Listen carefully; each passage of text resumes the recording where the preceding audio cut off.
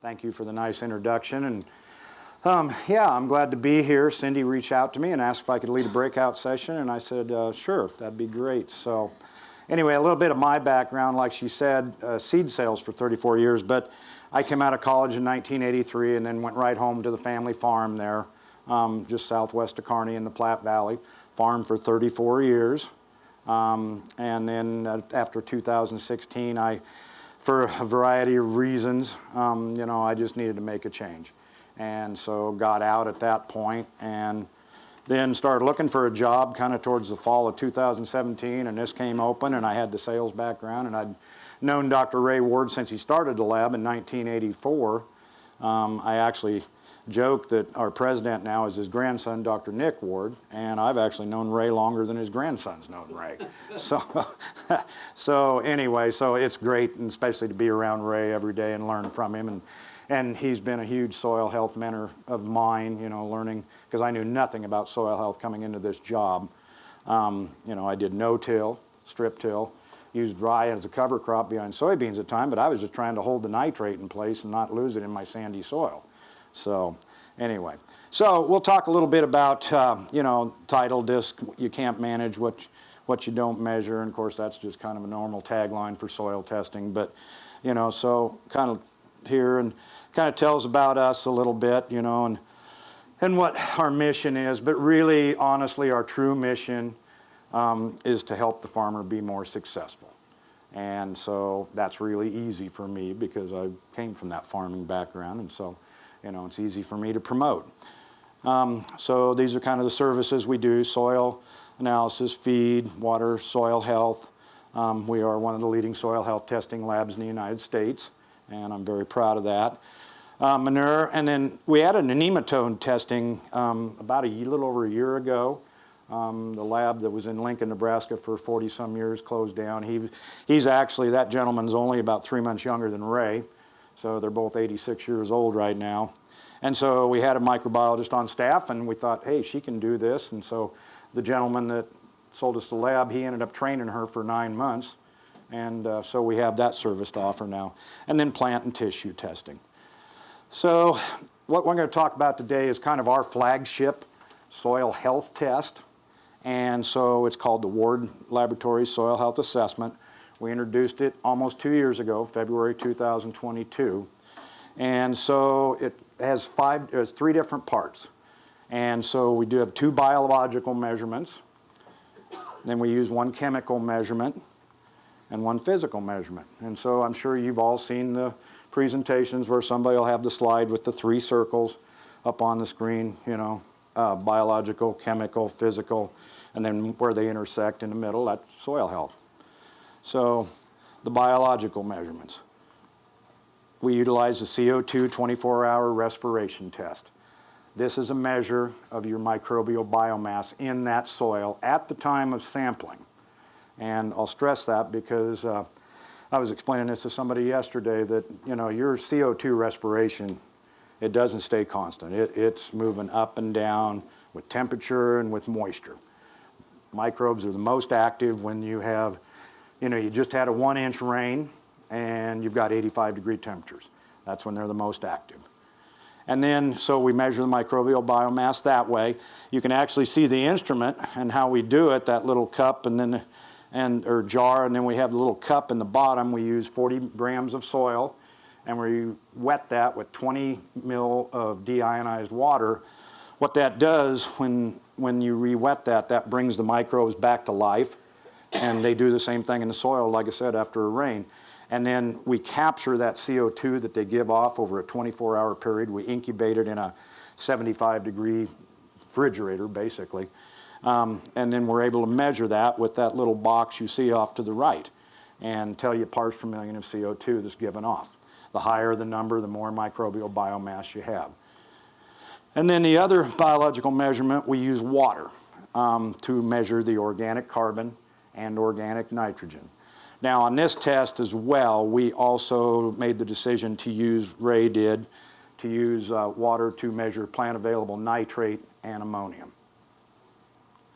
And then the chemical measurement. Now, this is where we kind of went a different direction.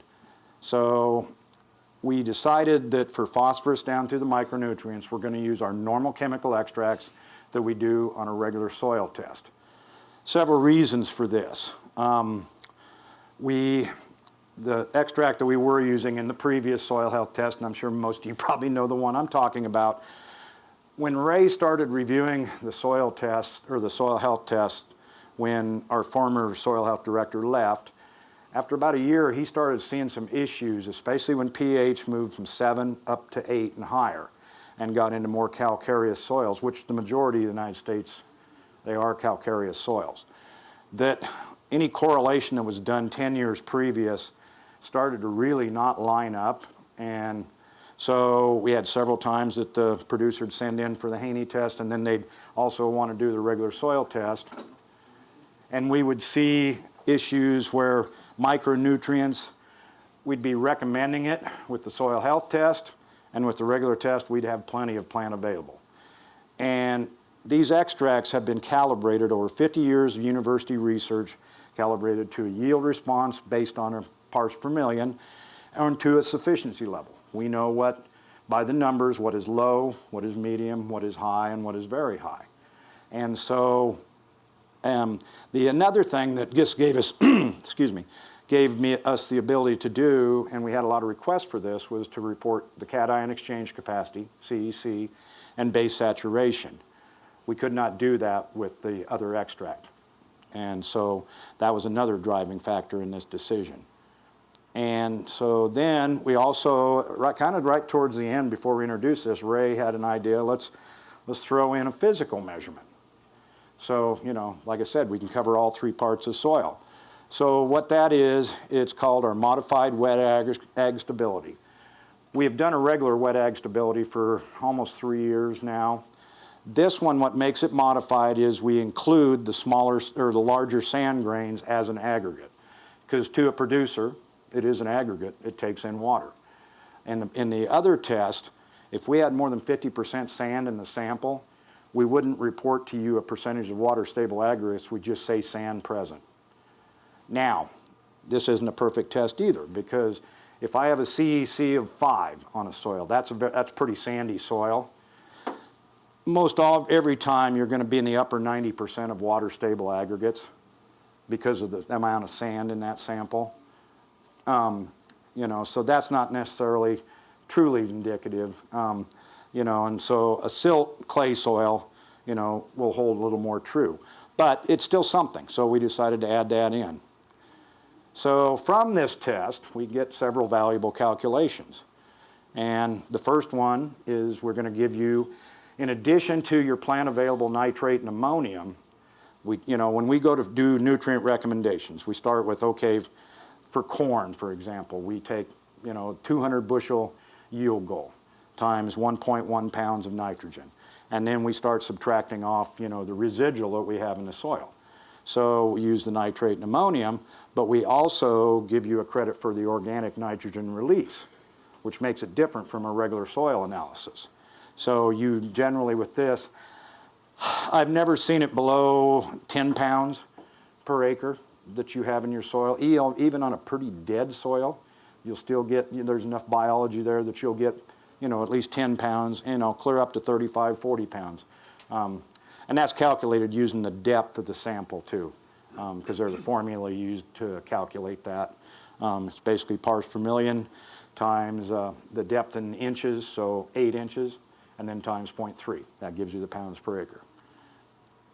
And then the other one is the percent MAC, or microbial active carbon. Now, when I'm going over a soil health test with somebody, I always start with the CO2 respiration. And so what we like to see this number is between 50 and 80%. We don't like to see it over 100.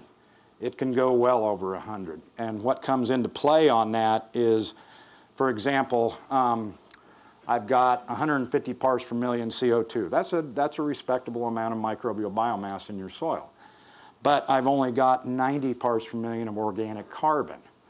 And so what that tells me, it's kind of like I'm going to have a party, and I've got 150 people coming for the party. If this goes over 100%, that tells me I don't have enough food for the people that are coming to my party. And so what are they going to do? Well, if it's like you're like me, the rowdy bunch I'd hang with, they'd be tearing into my cupboards and my refrigerator. In this case, they're going to start eating up your organic matter. Now, that's not what we want to do, you know, with what we're trying to do in the soil health, you know, doing the practices and improve our health. The other thing they're going to do is they're going to eat up the glues that hold your soil aggregates together. And that goes against what we're trying to do too. We're trying to increase aggregation in the soil, you know, by following the 5, 6 principles essentially of soil health. And then also you're going to have the soil carbon to nitrogen ratio. We like to see this between 8 and 15 to 1. I actually tell people I like to see it between 10 and 12 to 1. That's an ideal ratio. If you get a 20 to 1, then we've got plenty of carbon, but we need to get legumes involved in the, you know, in the cover crop mix and get more nitrogen in the system. On the flip side, a 5 to 1, and I actually saw a test this morning that was 5 to 1, we need to get more carbon, more grasses, you know, involved in the cover crop. And that, I don't have it on here, but that comes into play when we give the cover crop suggestion, and we'll give a percentage of grasses versus legumes, you know. So if it's 20 to 1, we're going to probably recommend 70% legumes versus 30% grasses, you know. And same on the 5 to 1, more grasses than legumes. And then the soil health calculation. And I'll talk a little bit more about that here on the next slide. And then also with this test, we give nutrient recommendations upon request. And that goes back to what I was talking about earlier. With the extract we were using previously, we lost confidence in being correct. And if you remember when I started, I said our mission is to help farmers be more successful. Ray Ward just felt at that point we weren't being, you know, we weren't given accurate recommendations, so we weren't helping the farmer. And that's why we made the change with the chemical extracts that we did. So a little bit about the soil health calculation. And so basically it's a formula using your CO2 respiration, the organic carbon, and the organic nitrogen. Like I said, it can be typically between 0 to 50. I have seen it higher on some weird soils, you know, where they've done some real organic things or putting a lot of things together. Some of these manufactured soils, you'll see even higher on that. Now, this can be a little misleading, and I'll give you an example. I had a test came in from Tennessee this last year, and they were doing a lot of those kind of different biologicals and putting things in the soil, and so they had a CO2 respiration of 500 parts per million. And they only had like 150 parts per million carbon, so their percent MAC was 450%. And then too, on the phosphorus and potassium, they were very deficient on phosphorus, you know, plant available phosphorus and potassium. So their soil health calculation was like 35, which is normally that's a really good, you know, healthy soil. But in that case, I don't know that I would call that necessarily a healthy soil. And so that's why I say it can be a little misleading.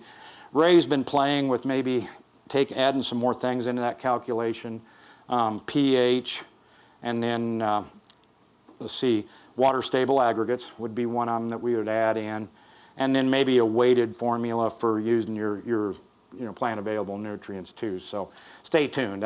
He plays around with these ideas, and then he kind of says, no, I shouldn't do that. And then so eventually he may come around. So basically, and then that we, you know, besides the soil health assessment, these are the other, you know, most popular soil health measurements we run. PLFA, phospholipid fatty acid. Microbes all have those fatty acids in their shell. And so using this, we will measure, and it's a complex process. And this is a higher price test because it is fairly complex. But we're going to give you a living microbial biomass to start with. That will track somewhat. If you ran it on the same soil, the CO2 respiration will track with that, or it should if everything's, you know, getting analyzed correctly. This microbial biomass is more accurate than the CO2 respiration. The CO2, for what we're using it for, is a really, really good estimate. of your microbial biomass. This is more exact. Then we break it down into the percentage of bacteria, both gram-positive and gram-negative, fungi, arbuscular mycorrhizal and saprophytic, and then actinomycetes, and then protozoa. Protozoa are extremely important for nutrient cycling in your soil. And then we run a lot of POC, which is active carbon. And this is another place where I know Ray's considering this. Instead of the organic carbon water, we're thinking about running POC in place of that. And then we have another measurement called ACE protein, but it's a nitrogen measurement, and the proteins, and we're thinking about using that in place of the organic nitrogen, the water extractable. But like I said, stay tuned. Changes will, could be coming. And then also enzymes. We run 1 carbon, 1 nitrogen, 1 sulfur, 3 phosphorus. And I know Dr. Patrick Fries, our other soil and soil health scientist, he loves white papers and looking at the data and everything. He said actually carbon, nitrogen, sulfur, and then 1 of the phosphorus, they will track with your CO2 respiration. So you can kind of use that as an indicator of your soil's health as well. And I just recently learned that. So anyway, so that's basically what I've got for our soil health assessment and the test that, that I most actively promote. And so at this point, if anybody's got any questions now, I'll entertain them. What time of year, or does it matter when we test soil?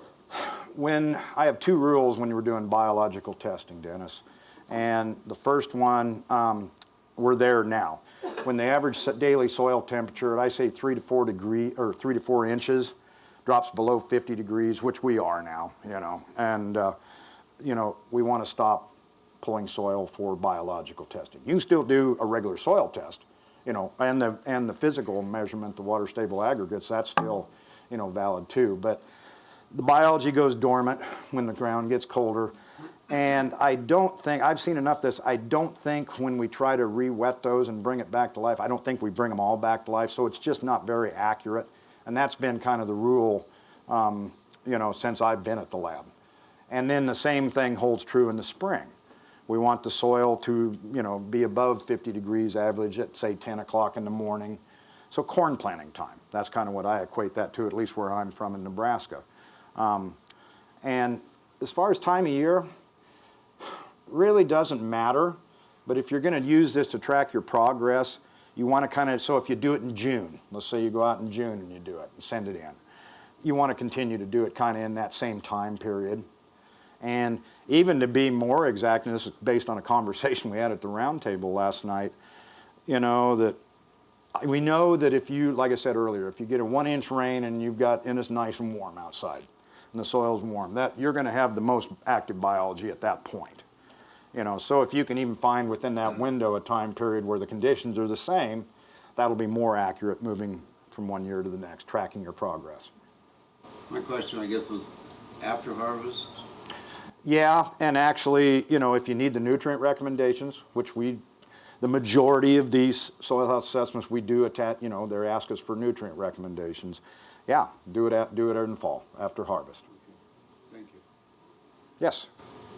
So, what do you test manure for, and do you test for herbicide? I'll answer the second question first. We do not do herbicide testing.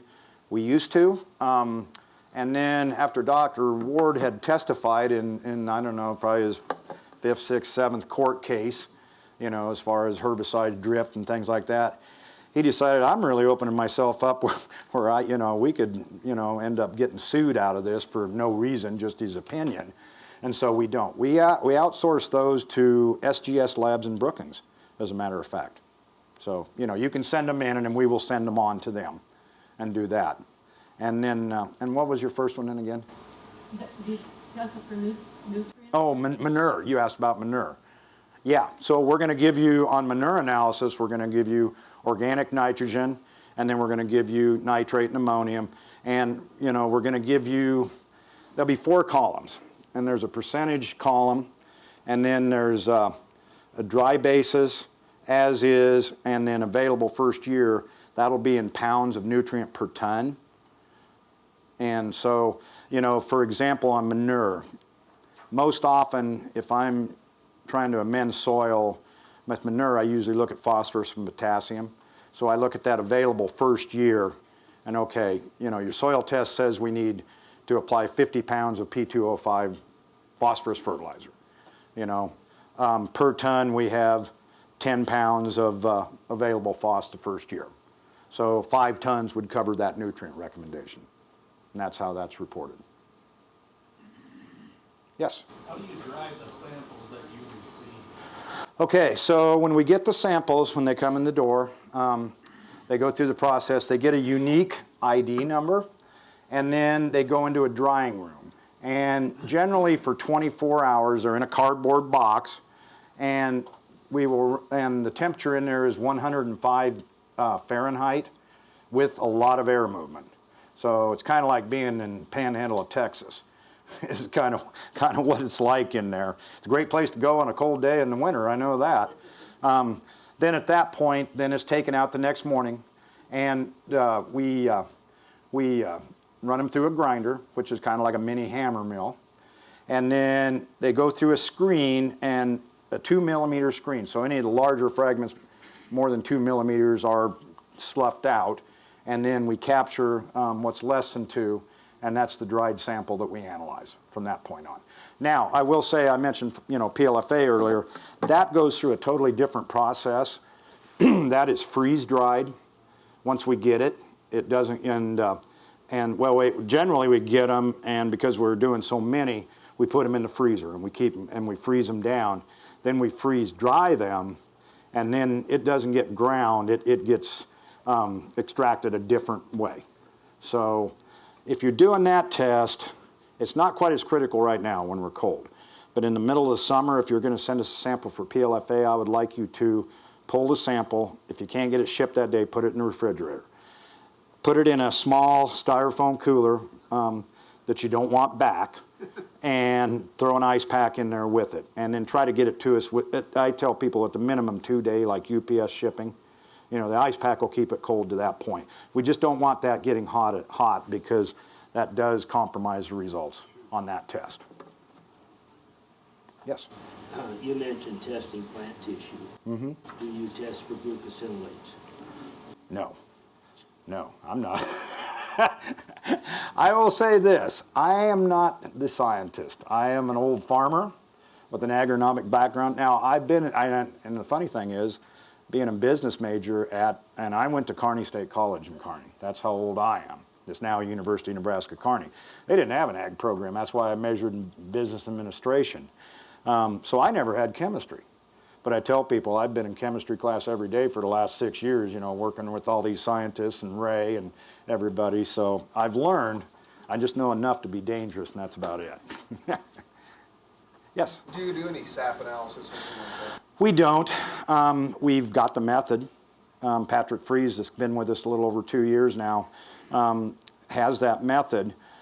We're not convinced that that's the thing we want to do. It's kind of the hot thing right now. And so the problem that we see with it is you're extracting both the xylem and the phloem fluids, and those are 2 different worlds. So we just decided we're not going to do it. And we've got enough other things going on that would take a whole nother department, you know, or at least another person, you know, extracting garlic press, whatever you want to do to get enough juice out to analyze it. And so, yeah, we're still just doing regular plant tissue analysis. You know, that's digestion method is how we do that. And then for phosphorus down through everything else, we run it through an ICAP instrument. And then for nitrogen and carbon, if you want it on the plants, that goes through by combustion.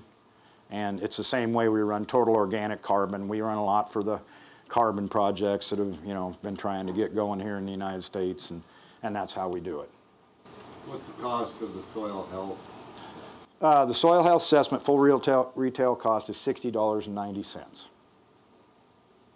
We hated it, but we had to we're a business, you know, just like the guy, like the movie theater across the road and everything else. We had to bump up prices a little bit this year. Didn't want to, but that's the way it is. I'm hoping inflation eases off and we can pretty much hold steady for a few years now where we're at. all hope that. Yeah, yeah, right. Would like right now be the best time to do that like PLFA test and send it to you guys? You want it cold, you said? Yeah, but no. When's like the best that like couple You know, cold, that, or do you want it in well, yeah, planting and then put it right in? it's a good question because, you know, I just told you, I said when you get it, throw it in the refrigerator, and then we're going to freeze it. But it still, as far as I know, still falls under the category of when the soil temp drops below 50 degrees. So I don't know. You gave me something to take back home and ask a question, you know, of our experts. Does it? I mean, is it gonna make a huge difference if I pull a sample and send it now, versus, or maybe do both, pull a sample now? Like, how much is the PLFA? PLFA is $100.95 full retail cost. If I pulled one now, and then would you advise me to just do it again at planting in the same? Yeah, I mean, really, I would say wait, you know, till spring. Gotcha. But that's a great question, and you definitely raised a point that I don't have the answer for, but I'm going to find out what it is. That's what we're here for, is don't get. Yeah. It'd be tough to pull that sample this time of year with a probe.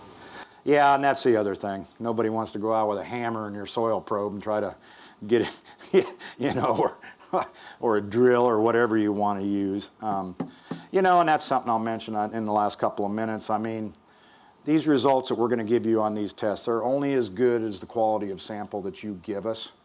You know, so we have videos on our website under the resources tab on how to pull a soil sample correctly.